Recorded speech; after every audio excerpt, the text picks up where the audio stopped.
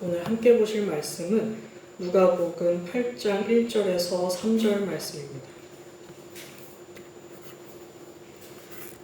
누가복음 8장 1절에서 3절 말씀입니다.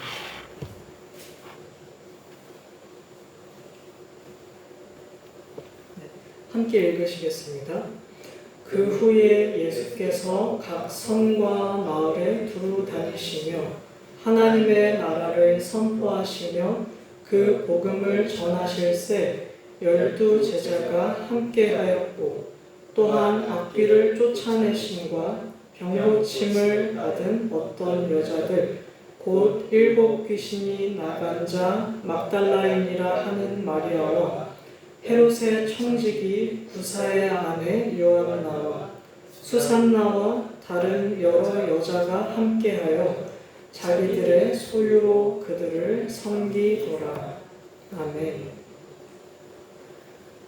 선교라는 주제를 가지고 수요일에 우리는 누가복음 9장에서 1절부터 6절 말씀을 통해 선교의 제자도가 무엇인지 함께 나누었습니다.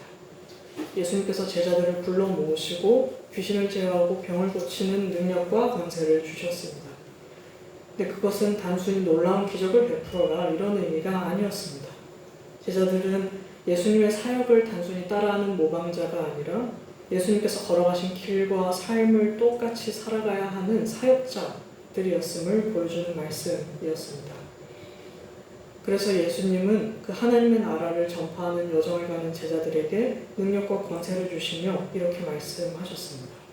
아무것도 가지지 말라. 지팡이도 배낭도 양식도 돈도 두벌 옷도 가지지 말라. 이것은 우리가 이제 단순히 여행의 짐을 줄이라는 말씀이 아니라 제자도의 본질인 모든 것을 내려놓고 주님을 따르는 삶, 주님께서 살아가셨던 그 삶을 동일하게 살아가는 삶임을 드러내는 말씀입니다. 그래서 누가복음 5장에서 어부들은 배 2척이 가득 차도록 물고기를 잡았을 때 물고기를 잡지 않았고 오히려 그 물고기와 배와 그물, 생계수단까지 모두 버려두고 예수님을 따르는 모습을 보여주었습니다. 바로 그들이 들어선 그 제자도, 그것이 하나님의 나라를 향하고 또 전하는 여정의 시작이었습니다.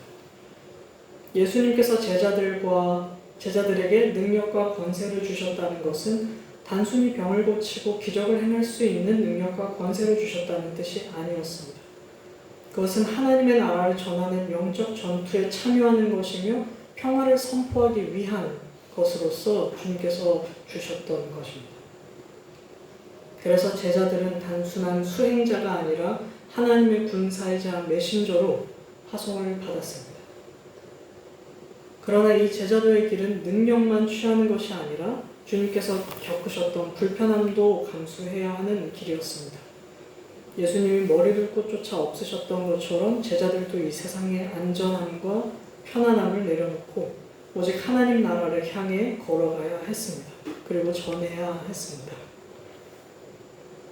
그래서 결론적으로 선교의 제자도는 모든 것을 버리고 성령과 권세를 힘입어 걸어가는 그 길이 나의 구원과 다른 사람과의 구원이 분리되지 않으며 우리의 구원의 여정이 다른 사람을 위한 선교의 여정으로 제시된다는 것을 우리가 수요일에 살펴봤습니다. 그래서 우리의 삶이 선교와 무관하지 않다. 모든 것을 버린 그 자리에서 하나님께서 일하시고 모든 것을 버린 그곳 가운데서 하나님의 은혜의 해가 시작된다. 이것이 우리가 이제 수요일에 살펴보았던 말씀입니다. 근데 현실적으로 우리가 과연 정말 모든 것을 버릴 수 있는가? 누가복음 5장에 나왔던 그 제자들처럼 정말로 집과 가족과 생계수단과 모든 것을 버릴 수가 있는가? 불가능합니다. 사실 지금 상태로는 우리는 불가능합니다. 여기서 제가 재산을 버리세요, 집을 버리세요, 직업을 버리세요라고 하면 그건 이단과 다를 바가 없게 됩니다. 그럼에도 모든 것을 버리는 제자도는 여전히 우리에게 던져주는 의미 있는 메시지가 담겨 있습니다. 이것과 연결해서 오늘은 직접 가지 않아도 어떻게 교회 전체, 우리가 모두가 참여하는 선교가 될 수 있는가에 대해서 살펴보려고 합니다. 8장 1절에서 3절은 예수님께서 사역을 하실 때에 있었던 두 가지 제자 그룹을 보여줍니다. 이제 우리가 제자 했을 때는 당연히 12사도들을 떠올리게 되는데 여기에서는 우리가 잘 알고 있는 12이 있고 어떤 여자들로 적혀있는 또 다른 사람들이 있습니다. 예수님의 제자는 12명에서만 있었던 건 아니고 예수님의 공생애 가운데서는 70명이 넘는 제자들도 있었죠. 그래서 10장에서 예수님이 70인이 넘는 사람을 파송하셨다라고 말하기도 합니다. 그래서 우리가 여기에서 봤을 때는 이제 12이 꼭 제자이고 그 외의 사람들은 제자가 아닌 것처럼 보이기도 합니다만 누가는 의도적으로 우리에게 그 두 제자들을 보여주고 있습니다. 개역 개정의 1절에서는 이제 그 복음을 전하실 새 12 제자가 함께했다라고 되어 있는데 헬라어 원문에는 제자라는 말은 없습니다. 12이라고만 하고 제자라는 마테테스라는 단어는 사용하지 않고 있습니다. 12 그리고 여자들이라고 얘기를 하거든요. 그래서 12과 여자들을 이렇게 묶어서 둘이 별다른 차이점을 두고 있지 않아요. 그러니까 12에 대해서만 제자를 쓴 게 아니라 12 그리고 여자들 이렇게 얘기를 하고 있습니다. 그러니까 누가복음은 1절의 12과 2, 3절에 나타나고 있는 여자들이 동일한 예수님의 제자들이었다라고 말을 하고 있는 것이죠. 여기서 우리는 누가가 제시하는 두 가지의 제자도를 발견할 수 있습니다. 저희가 방금 수요일에 살펴봤지만 12는 모든 것을 버리고 예수님을 따르는 사람들이었죠. 이들은 예수님의 공생의 기간 동안 예수님과 함께하면서 가족관계와 재산과 집을 포기했던 사람들입니다. 이게 우리가 이제 살펴봤던 제자도였잖아요. 근데 그렇다면 여기에 나오는 여자들도 12과 같이 모든 것을 버리고 예수를 따르고 있는가에 대해서는 궁금해지는 거예요. 이 여자들도 예수님의 제자로 누가가 제시를 하고 있다면 과연 이 사람들도 그러면은 제자들과 같이 정말 모든 걸 버렸는가? 그렇지 않습니다. 이 여자들은 모든 것을 버리지 않았어요. 3절에서 눈여겨보면 끄트머리에 다른 여러 여자가 함께하여 자기들의 소유로 그들을 섬기더라 라고 얘기를 합니다. 이 섬기다라는 단어가 이제 교회에서 자주 사용하는 디아코니아라고 많이들 하잖아요. 그 단어입니다. 그 동사인데 디아코네오라는 단어가 사용되었습니다. 이 흔히 사용하는 디아코네오 혹은 디아코니아는 섬김, 봉사, 특별히 구체적으로는 식탁 봉사 등으로 이해를 할 수 있습니다.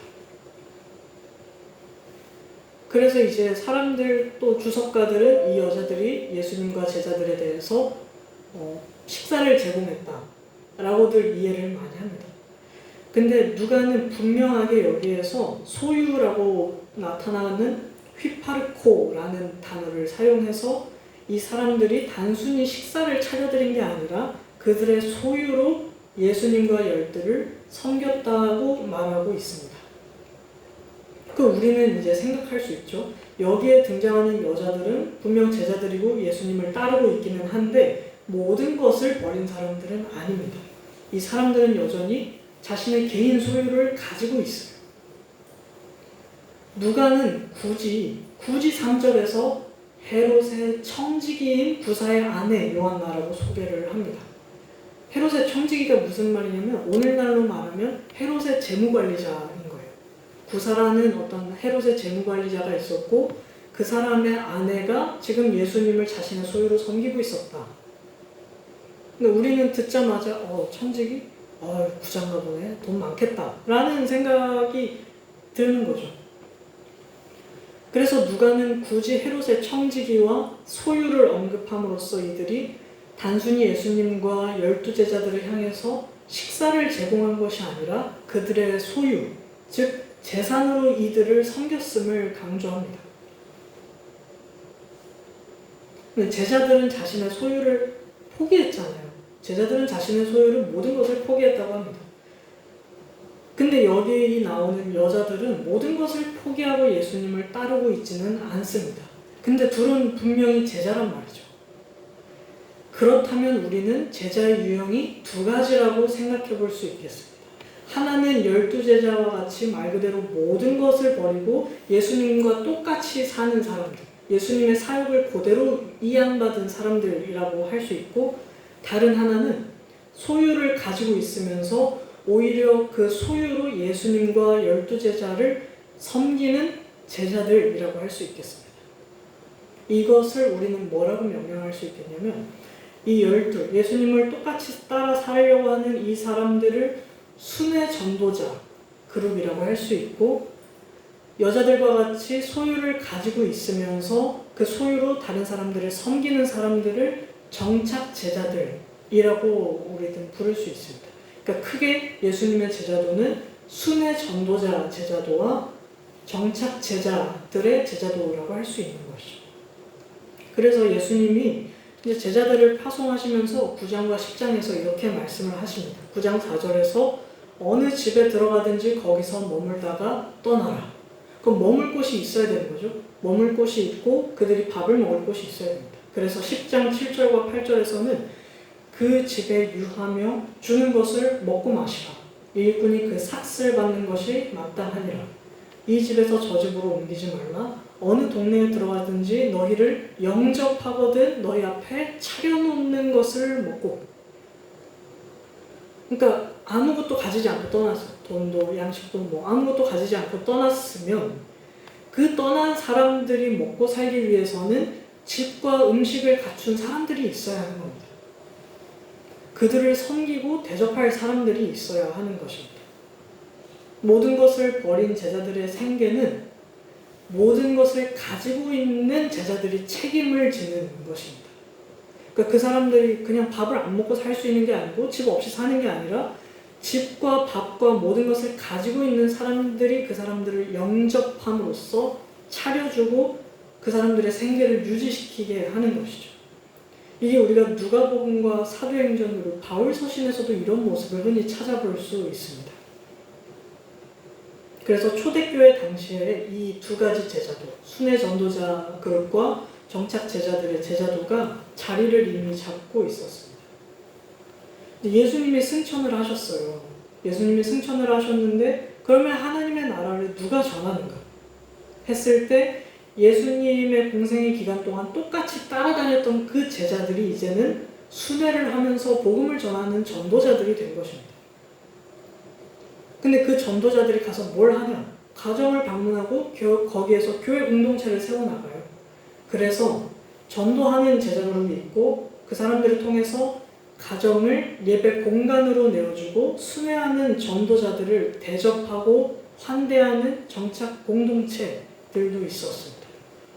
그러니까 쉽게 말해서 오늘날로 따지자면 목회자나 선교사 그룹이 이제 순회 전도자 그룹이라고 볼 수 있는 것이고 평신도를 정착 제자 그룹으로 우리는 쉽게 이렇게 좀 분리할 수 있을 것 같습니다. 그래서 초대교회 문헌 중에 하나인 디다케, 12사도의 가르침이라고 하는 그 문헌에서도 순회 전도자들을 대접하고 섬겨야 하는 원칙이 적혀 있어요. 이렇게 왔을 때 너희는 당연히 그들을 대접해야 한다. 3일 이상 머물게는 해서는 안 된다. 그 사람들이 왔을 때 밥과 이런 모든 것을 제공해라 라고 하는 이제 원칙이 적혀 있습니다. 순회 전도자들이 그래서 정착 제자들로부터 섬김을 받을 수 있는 권리를 가지고 있었어요.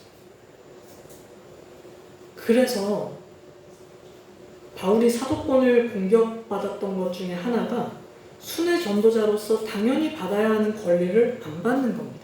그리고 오히려 스스로 일을 해서 먹고 살았기 때문입니다. 그래서 고린도전서 9장에서는 바울 사도가 이렇게 얘기합니다. 나를 비판하는 자들에게 변명할 것이 이것이니 우리가 먹고 마실 권리가 없었겠느냐? 어찌 나와 바나바만 일하지 아니할 권리가 없겠느냐? 그러니까 우리는 권리를 가지고 있지만 난 그 권리를 사용하지 않았을 뿐인데 왜 오히려 그것 가지고 우리에게 태클을 거냐라는 거죠.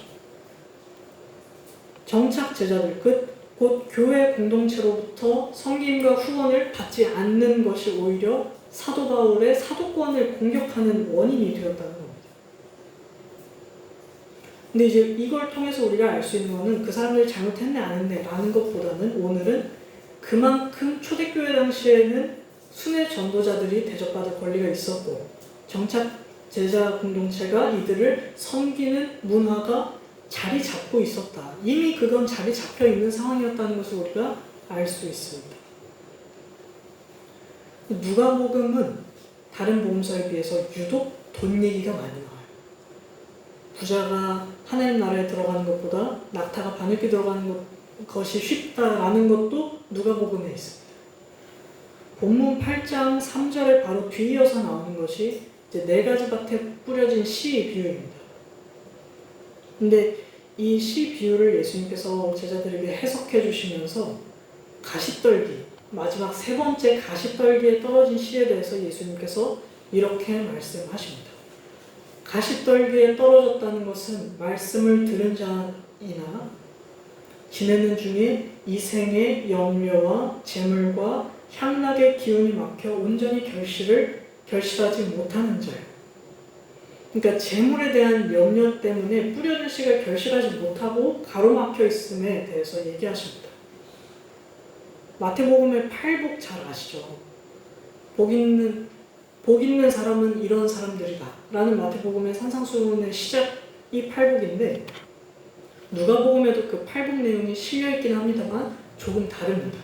잠깐 누가복음 6장으로 한번 가보시겠습니다.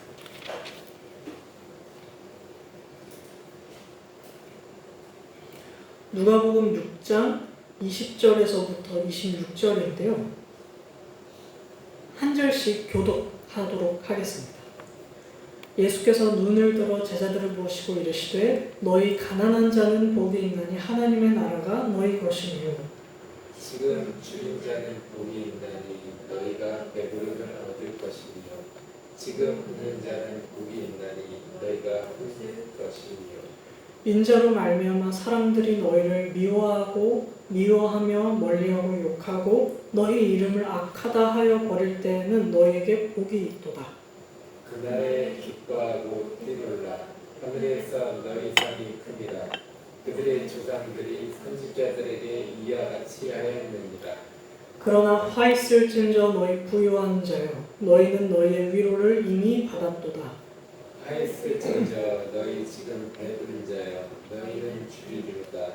화 있을진저 너희 지금 웃는 자여 너희가 애통하며 울리로다. 모든 사람이 너희를 칭찬하면 화가 있도다. 그들의 조상들이 거짓 선지자들에게 이와 같이 하였느니라. 아멘. 근데 우리가 기억하는 마태복음의 팔복에는 저주에 대한 내용은 없습니다. 그냥 이러이러한 사람들이 복이 있다, 이러이러한 사람들이 복이 있다. 근데 그 복에 대한 선포만 있던 마태복음과는 달리 오늘 누가복음에는 화에 대한 선포까지 함께 담겨 있습니다. 그래서 24절부터 갑자기 분위기가 반전이 되죠. 근데 그 화는 누구를 향한 것이냐 했을 때 부유한 자와 배부른 자와 웃는 자들에게 그 화가 선포됩니다. 부유한 자와 배부른 자와 웃는 자. 그 화를 당하는 것을 우리는 누가복음 16장에서 살펴볼 수 있습니다. 누가복음 16장에 나오는 부자와 거지 나사로 비유에서는 그 부자는 부유하고 배부르고 웃고 있는 현재의 삶을 살아가지만 나사로는 가난한 삶을 계속해서 살아가고 그 이후에 그 사람들이 죽은 뒤의 모습이 어떠한지 우리는 잘 알고 있습니다. 그래서 부자와 가난한 사람으로 그냥 대비를 시켜버려요. 그 사람들의 행실이 어쨌다, 그 사람들이 율법을 얼마나 준수했다, 뭐 예수님을 얼만큼 따랐다에 대해서 얘기하는 것이 아니라 부와 가난으로 그냥 사람들을 나누어서 그 사람들의 죽음 이후의 삶에 대해서도 얘기를 한단 말이죠. 그러니까 누가복음이 이렇게 집요할 정도로 돈의 사용에 대해서 우리한테 얘기를 하고 있습니다. 그래서 계속해서 질문을 합니다. 두 주인을 섬길 수 없나니 너희를 하나님과 재물을 겸하여 섬길 수 없느니라. 여기서 우리는 부자 관리의 기로에 서게 됩니다. 부자 관리는 예수님한테 영생을 물으러 온 사람이 있었죠. 주 어찌하여 영생을 얻겠나이까 했을 때 예수님이 이렇게 말씀을 하세요. 영생을 얻기 위해 내가 가진 것을 다 팔아서 가난한 사람들에게 나누어 주는 것을 선택해라. 그것을 들은 부자 관리는 근심하며 떠났다고 합니다. 우리가 그 부자 관리의 기로에 서 있는 것이죠. 우리도 근심합니다. 그것이 영생을 얻는 가장 확실한 방법으로 주님께서 얘기하셨고 그것이 우리에게 주어졌음에도 불구하고 막상 그 기로에 서게 되면 인생의 백년과 영생의 차이가 어떤 것인지 머리로는 알지만 가슴이 따라주질 않는 것이죠. 지금 내 소유를 다 팔아서 다른 사람한테 줘라. 못합니다, 사실. 그래서 그 관리는 근심하며 떠나가게 됩니다. 근데 삭개오는 성공했다고 얘기해요. 누가복음에서 삭개오에 대해서 얘기를 하는데 삭개오는 예수님을 자신의 집으로 모셨고 그래서 환대를 했죠. 그리고 자신의 소유의 절반을 가난한 사람들에게 주겠다. 그리고 혹시 내가 뺏은 것이 있으면 내 값절로 갚겠다라고 얘기를 합니다. 삭개오는 예수님을 환대했고 자신의 소유를 선용합니다. 그때 예수님께서 말씀하십니다. 오늘 구원이 이 집에 이르렀다. 삭개오는 자신의 소유를 나누는 삶을 시작했고 그의 삶에서 이제 하나님의 나라가 시작되어 갑니다.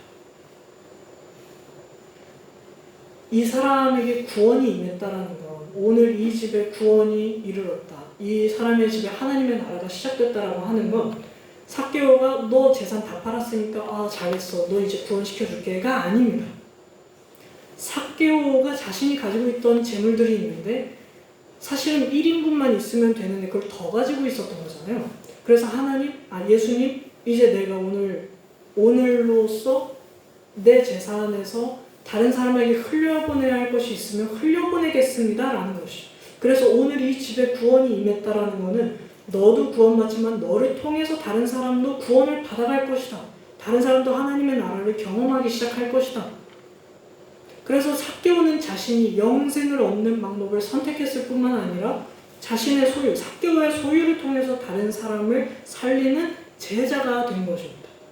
씨를 가시덤불에서 자라게 내비두는 게 아니라 좋은 밭에서 자라게 해서 결실을 맺는 제자로서 세워지는 것이죠. 자신의 소유를 예수님과 제자들을 위해서 섬기고 대접하는 환대에서 하나님의 회복이 시작됩니다.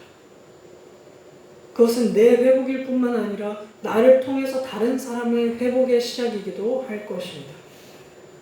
하나님의 평화의 인사를 받아들이고 그 평화를 전하는 오늘 12과 같은 순회의 전도자들을 환대하는 또 다른 제자들.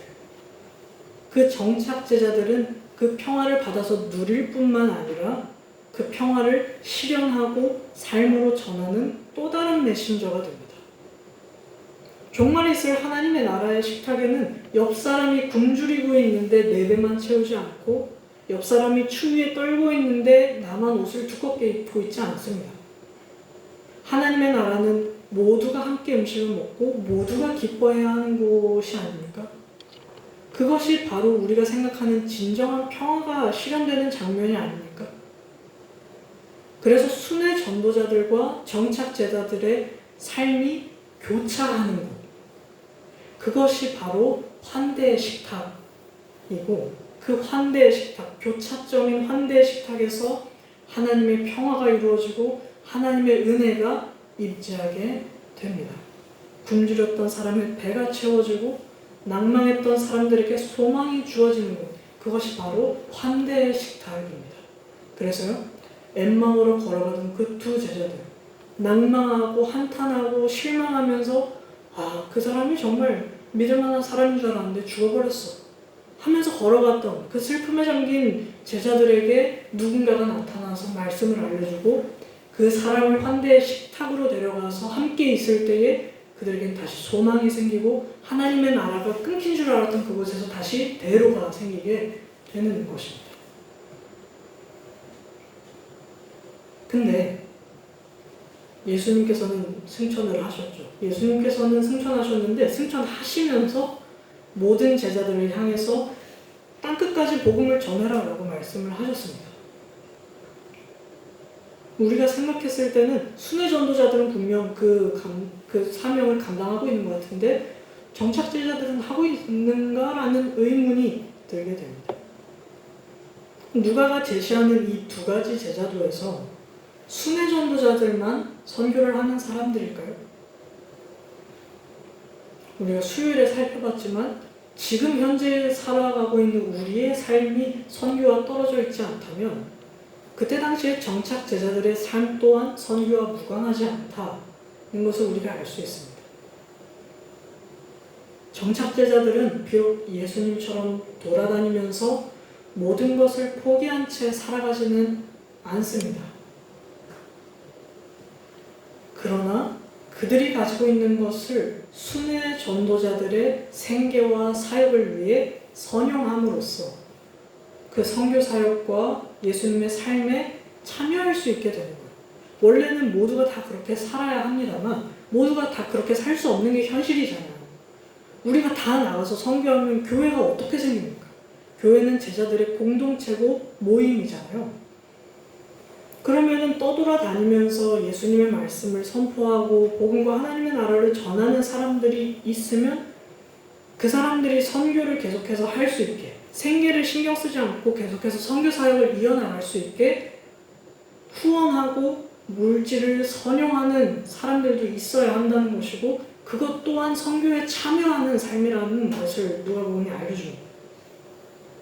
모든 것을 버린다라고 했을 때는 거기에는 두 가지 방법이 제시되는 것이죠.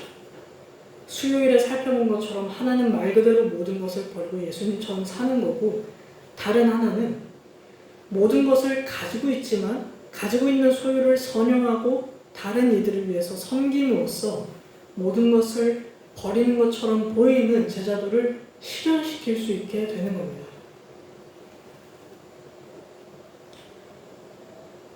그러면은 우리가 질문이 들죠. 여기 분명 헤롯의 재무관리자의 아내가 등장을 하니까 돈이 많아서 그러는 거 아닌가? 그 사람들은 돈이 많으니까 그렇게 살아가는 거 아닌가? 정착제자들은 단순하게 돈이 많아서 돈을 쓰는 사람들이 아닙니다. 돈이 많은 사람들은 기부를 하죠. 돈이 많아서 기부하고 돈 쓰는 것은 예수님의 제자도가 아니더라도 누구나 할 수 있어요. 부자면 할 수 있는 일입니다. 기업들도 사회 공헌을 하잖아요. 학교 세워주고 장학금 해주고 노블리스 오블리제의 실천으로서 돈을 쓰세요. 물질을 선용하세요라고 누가는 얘기하지 않습니다. 그래서 우리는 오늘 본문 8장 2절로 다시 돌아가야 합니다. 8장 2절을 보시면 악귀를 쫓아내심과 병고침을 받은 어떤 여자들 곧 7 귀신이 나간 자 막달라 마리아라고 하는 마리아. 여기에서 보면 오늘 본문에서 나오는 이 여자들이 예수님을 소유로 섬기고 대접하기 전에 지금 이 사람들이 함께 밥을 먹고 이 사람들을 소유로 대접하기 전에 이미 예수님께서 악귀를 쫓아내 주시고 병고침, 여기엔 약한 것인데 그것을 고쳐주시는 것을 경험한 사람들이에요. 예수님께서는 하나님의 나라를 전하시고 병고침과 축기를 하는 것을 통해 그 하나님의 나라가 어떤 곳인지 증거로 보여주셨습니다. 그래서 8장 1절에서도 마찬가지로 예수님께서 하나님의 나라를 전하셨고 2절에서 악귀와 병고침의 역사가 있었다라고 얘기를 합니다. 그러면 본문에 나오는 여자들은 이미 예수님을 통해서 하나님의 나라와 평화를 경험한 사람들이었다. 그러니까 능력과 권세를 통한 하나님의 역사를 경험한 사람들이었다라고 우리가 추측할 수 있는 거죠. 그래서 이들의 대접이 있기 전에, 이들의 환대가 있기 전에 예수님께서 이미 이 사람들에게 은혜를 베푸셨습니다. 약한 것과 악한 영 가운데 있던 이 여자들이 회복될 수 있도록 은혜를 베푸셨습니다. 그래서 이 여자들은 그냥 돈을 쓰는 게 아니에요. 그냥 잘 나가는 철학자래, 잘 나가는 선생님이래, 그래서 돈을 쓰는 게 아니라 이미 베풀어 주신 그 은혜에 대한 감사로서 예수님과 열두를 섬기는 겁니다. 근데 이 섬김이 일회적이라고 얘기하고 있지 않아요. 여기에서는 부정과거를 쓰고 있지 않습니다. 예수님한테 고쳐주셨으니 감사하니까 그냥 식사 한번 대접할게요가 아니에요. 3절에서 섬기다라는 것은 미완료 시제로 되어 있습니다. 이들의 섬김이 8장에서 나타났을 뿐만 아니라 안 보이겠지만 계속해서 이어졌다라는 것을 누가는 시제를 통해서 우리에게 얘기를 해주고 있는 것이죠.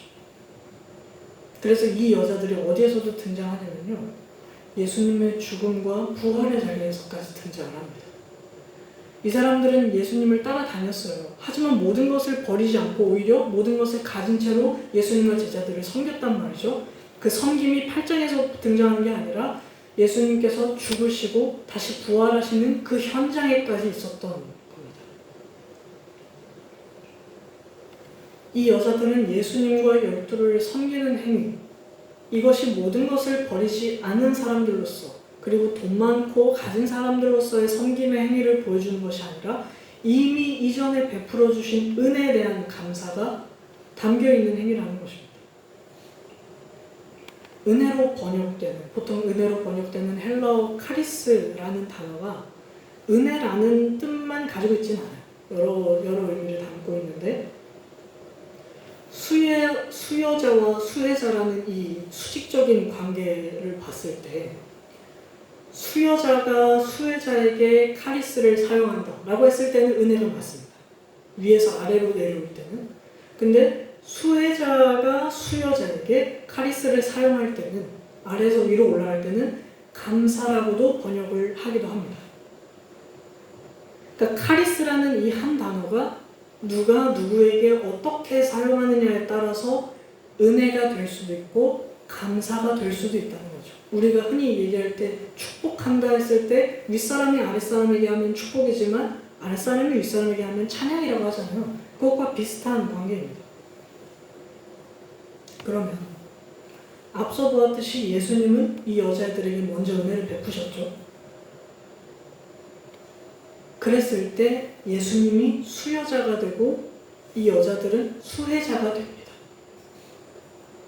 그렇다면 이 여자들이 수혜자이고 예수님이 수여자라면 이 여자들은 위에서 내려온 은혜에 대한 감사, 아래에서 이제 올리기 시작하는 행위를 보여주고 있고, 그 감사의 행위가 바로 오늘 섬김, 소유를 가지고 섬김이라는 것을 우리는 알 수 있습니다.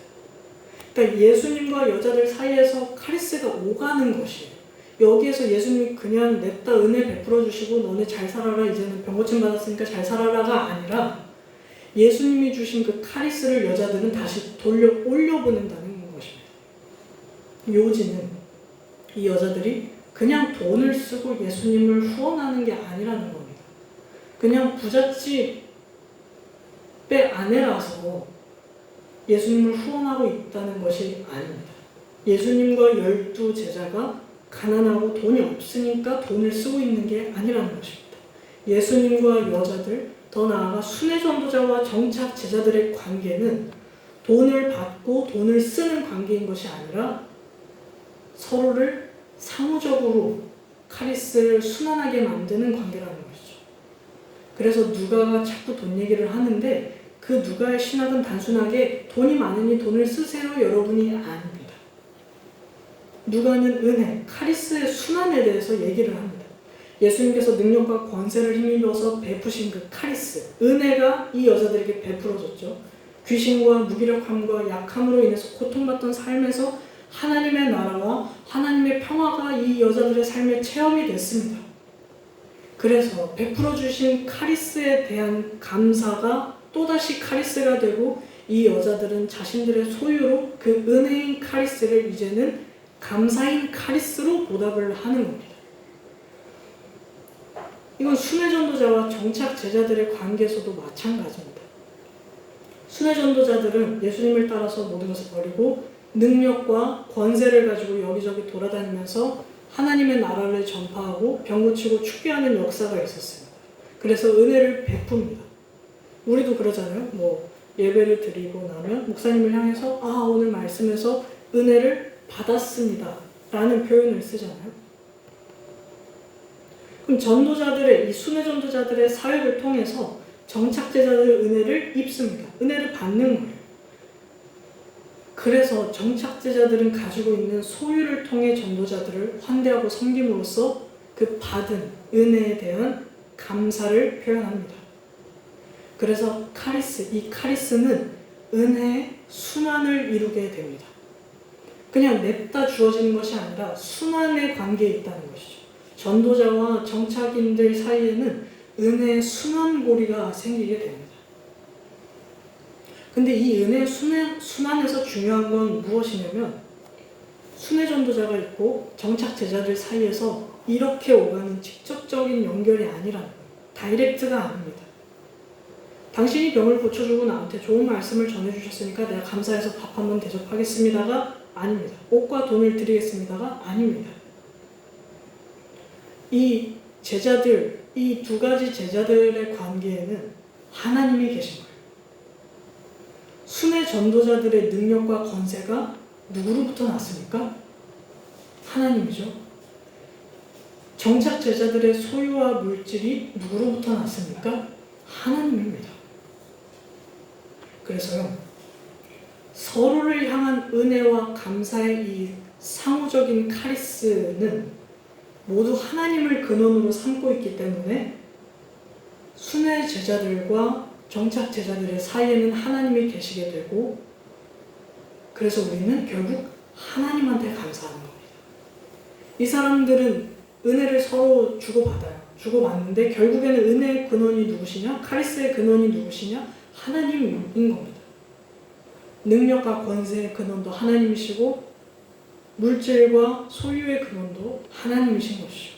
그래서 오늘 찬송가를 50장을 불렀던 게 하나님께서 내게 주신 것을 내가 감사하다라는 의미를 담는 동시에 우리는 헌금을 할 때 50장을 부름으로써 그 감사를 표현하는 겁니다. 하나님께서 내게 주신 카리스를 내가 하나님께 다시 카리스로 돌려드립니다 라는 것이죠.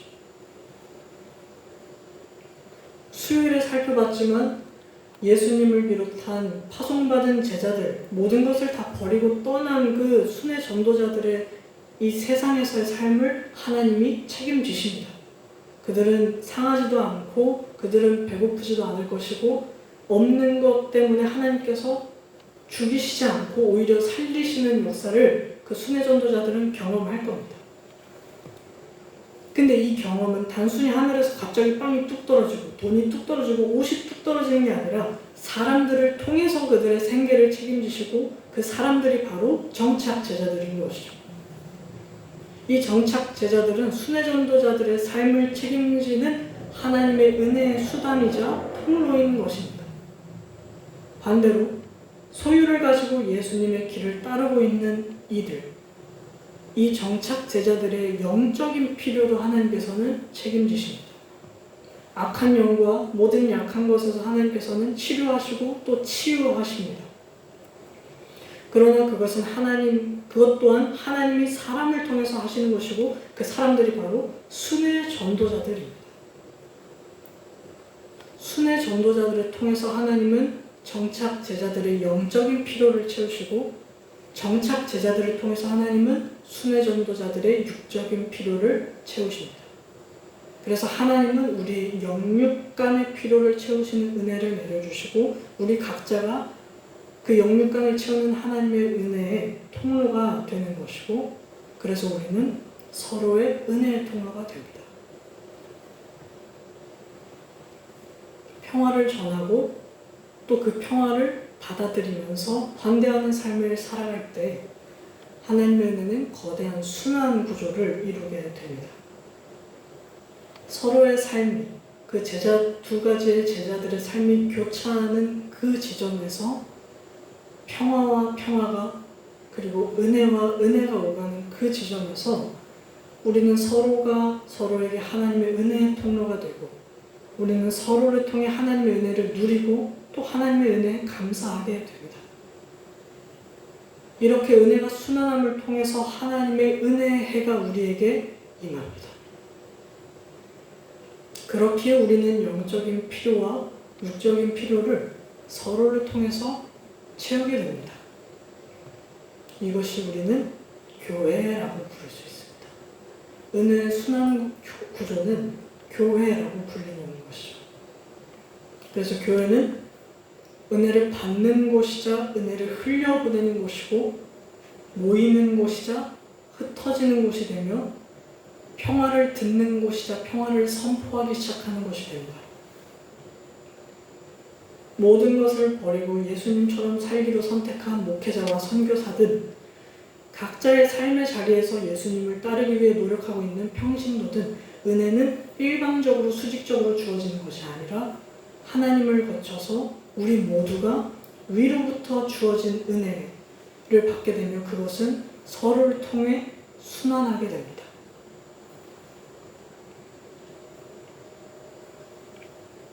값없이 주어진 은혜라고 하지만 그것은 값싼 것이 아닙니다.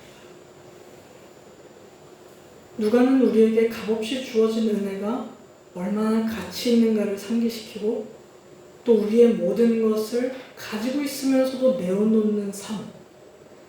그래서 누가는 우리에게 값비싼 제자도를 제시합니다. 우리는 값없이 받지만 우리의 삶이 값비싸지는 것입니다.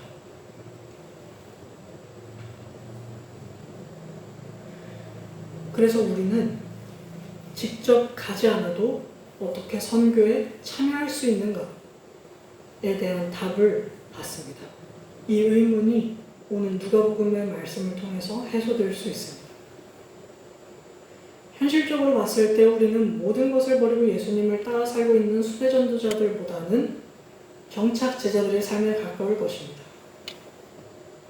특별히 스리랑카 선교와 관련하자면 우리는 분명하게 정착 제자의 삶을 살고 있습니다. 그렇다면 우리는 오늘 우리가 가진 것으로서 그 선교 사역에 동참할 수 있습니다. 우리의 소유를 섬김으로써 우리는 그곳 가운데서 함께하는 것입니다. 우리는 우리의 소유인 물질을 헌금했고 우리의 소유인 시간을 사용했고 우리의 소유인 에너지를 또 사용해서 지금 그 은혜를 받았고 거기에서 은혜를 흘려보내고 있습니다. 눈에 보이지는 않지만 은혜를 우리는 흘려보내고 있습니다. 오늘은 물질의 사용에 대해서 얘기했고 소유의 사용에 대해서 얘기를 했지만 제가 여러분들에게 헌금을 더해라 이런 얘기가 아니라 우리는 이미 그런 삶을 살고 있다는 것입니다. 그래서 영적인 전투가 귀신이 떨어지고 사탄이 하늘에서 떨어지는 그 영적인 전투가 진행 중인 선교의 현장에 우리는 우리가 가진 것을 통해서 지원을 하는 거죠. 그 선교를 지원하는 겁니다. 전투가 되면 군인들이 직접 나가서 싸우기도 하지만 물량을 보충하고 수송하고 하는 운전하는 사람들이 제일 중요하잖아요. 우리 또한 그런 겁니다. 앞에 가서 전방에서 싸우지 못할지언정 우리는 뒤에서 계속해서 지원을 보내고 있는 것이죠. 우리가 직접 그 땅을 밟고 스리랑카 사람들을 만남으로써 진행되는 선교는 이번에는 아니겠지만 우리 또한 우리의 것을 선용함으로써 그 선교에 참여하고 있는 것입니다. 그래서 선교사님, 목사님, 사모님은 선교의 현장에서 순회 전도자들로서 능력과 권세를 힘입어 하나님의 은혜를 흘려보내고 우리는 여기 이 교회를 지키고 우리의 삶의 자리에서 정착 제자들로서 우리는 은혜를 흘려보냅니다. 그래서 목사님과 사모님이 돌아와서 스리랑카 땅에 있었던 하나님의 역사, 하나님의 일하심을 나눌 때 우리는 거기에서 또한 흘려받은 은혜를 다시 받을 수 있을 겁니다. 그 가운데 어떤 역사가 일어났었는가, 어떻게 귀신이 떠나가고 어떻게 하나님의 나라가 임하기 시작했는가, 우리는 그 은혜를 받을 수 있을 것입니다. 2000년 전에 예루살렘과 유대와 사마리아 땅끝의 경계를 허물었던 하나님의 역사가 여전히 오늘날 교회에서도 일어나고 있음을 우리는 체험할 수 있을 것입니다. 그래서요, 우리는 정착 제자이지만 주의 모방자가 아니라 주를 닮아가는 그 사역의 현장에 있는 사역자들임을 우리가 다시 기억할 수 있게 될 겁니다. 스리랑카 선교를 놓고 보면 우리는 정착 제자이지만 이런 단기적인 선교 기간뿐만 아니라 우리의 삶 자체가 우리의 구원과 그 여정 자체가 다른 이들을 위한 선교의 여정인 것을 기억한다면 우리는 다른 이들의 영육 간의 필요를 채울 수 있는 하나님의 은혜의 통로로서 살아가야 할 것입니다. 앞서 말씀드렸듯 이건 비단 돈 문제가 아닙니다. 우리가 가진 것에는 돈뿐만 아니라 시간, 재능, 에너지 모든 것을 포괄하게 되죠. 누군가는 그림을 잘 그리고, 누군가는 요리를 잘하고, 누군가는 음악에 뛰어나고, 또 누군가는 가르치는 은사가 있을 겁니다. 우리는 다 각자가 하나님께 받은 것이 다르고 얼만큼 받았는지는 다르겠지만 우리가 가진 것을 다른 사람들을 위해서 써야 할 때가 있을 것이고, 그것은 단순히 육적인 필요도 아닐 것이며 단순히 영적인 필요도 아닐 것입니다. 다른 이들의 필요를 채우기 위해서 하나님께서 내게 주신 은혜가 곧 나의 소유이고, 우리는 그 은혜가 순환될 수 있도록 살아야 합니다. 우리는 먼저 평화와 하나님의 나라를 받아들이고 영접해야 할 것이며, 우리가 받아들인 그 평화와 하나님의 나라를 누렸을 때 너무 좋잖아요. 그게 너무 좋잖아요. 그 나라가 빨리 왔으면 좋겠잖아요. 그러면 그거를 다른 사람들에게 또 삶으로 전하는 삶을 살아야 한다는 것이죠. 그래서 우리의 소유를 선용해서, 우리가 가지고 있는 모든 것을 선용해서 육적인 필요를 채우고, 또 능력과 권세를 통해서 영적인 필요까지 채울 수 있는 제자도의 삶을 걸어가야 할 것입니다. 그것은 우리의 가정 속에서, 우리의 회사 속에서, 우리가 속한 모든 삶의 자리와 현장에서 모든 것을 버리는 것이 아니라 오히려 모든 것을 사용해서, 다른 사람들을 위해서 사용해서 하나님의 은혜의 통로로 살아가는 제자도가 실현될 것입니다. 그래서 우리를 통해서 여전히 하나님의 나라를 경험하지 못한, 하나님의 평화를 경험하지 못한 이들에게 하나님의 은혜의 해가 선포되게 될 것입니다. 우리가 속한 삶의 자리에서 나의 영육의 필요를 채우는 것과 다른 사람들의 영육의 필요를 채우는 것은 분리되지 않습니다. 마태복음에서도 살펴보았지만 우리에게 주실 일용할 양식을 구하는 것이 우리의 삶입니다. 나의 일용할 양식이 아니라 우리 모두를 채울 수 있는 일용할 양식, 그것은 육적일 수도 있고 영적일 수도 있지만 우리는 우리가 함께 누려야 할 그 양식을 구해야 합니다. 마지막으로 교회 공동체로서 우리는 서로의 은혜의 통로로 살아갈 것이고, 서로의 영육 간의 필요를 채워줌으로써 우리 서로를 통해서 하나님께 감사하게 되는 은혜의 순환을 일으키는 성도로 살아가게 될 겁니다. 목사님이 주일에 말씀을 전해요. 은혜를 흘려보냅니다. 그리고 우리는 나눔을 통해서 그 은혜를 다시 흘려보냅니다. 그래서 우리는 서로에게 은혜를 끼치는 겁니다. 목사님은, 목회자만 은혜를 주는 수직적인 관계가 아니라 우리의 모든 것은 하나님을 거쳐서 오기 때문에 우리는 하나님을 거쳐서 서로에게 은혜를 흘려보낼 수 있게 되는 것입니다. 그래서 은혜를 받고 흘려보내기 위해서 우리는 내가 아니라 공동체로서 존재해야 합니다. 교회 공동체로서 존재해야 합니다. 나만 은혜 받는 일이 없고 나만 은혜를 흘려보내는 일이 없도록 우리는 교회로서 살아가야 합니다. 그 한 명의 성도로서, 교회 성도의 공동체로서 살아가고 있음을 우리는 기억해야 합니다. 그래서 우리는 서로의 존재를 통해 더욱 하나님의 나라를 사모하게 되고 그 평화를 고대하는 삶을 살아가시기를 주님의 이름으로 기도합니다. 말씀을 생각하면서 함께 기도하시겠습니다. 누가는 오늘 우리에게 돈을 비롯한 나의 모든 것, 나의 소유에 대한 변화를 요청합니다.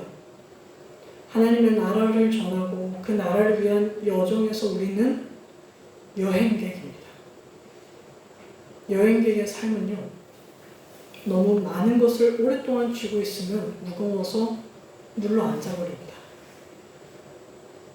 오늘 말씀을 통해 우리의 인생의 정체성, 여행객 나그네로서의 정체성과 우리의 여행짐, 소유에 대한 가치관에 변화가 있었으면 좋겠습니다.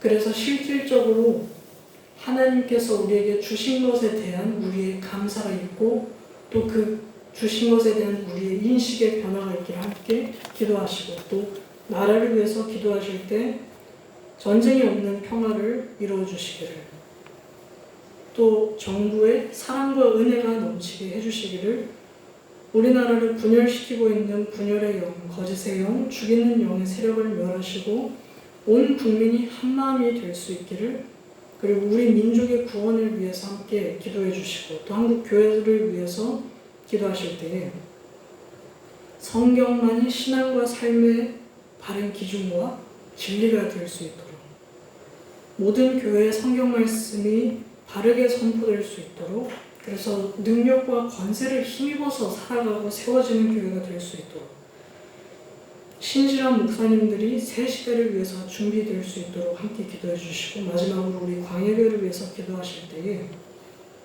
모든 분들이 마음기경을 통해 은혜를 넘치게 받고 또 흘려보낼 수 있도록, 그래서 새 창조의 인생을 살아갈 수 있도록 함께 기도해 주시고, 부활의 복음을 담대히 전하는 올 한 해가 될 수 있도록, 그리고 마지막으로는 지금 스리랑카에서 선교의 현장이 진행 중이기 때문에 거기 가운데 계시는 선교사님과 목사님, 사모님 위에 하나님께서 은혜를 넘치도록 부어주시고 능력과 권세에 힘입어서 있는 그 시간 가운데 하나님의 평화와 하나님의 나라가 전해지고 또 그분들 위해서 지치거나 힘들지 않고 기쁨과 감사가 넘쳐서 우리에게 돌아오셔서 우리에게 다시 은혜를 흘려보내 주실 수 있도록, 그리고 마지막으로 오늘 이번 돌아오는 주일에 있을 주일 예배 때 또 선교사님께서 오시는데 그분을 통해서 우리가 말씀의 은혜를 받고 예배의 은혜를 받아서 또 그것을 한 주간 선포하고 흘려보내는 삶을 살아갈 수 있도록 함께 기도하시겠습니다.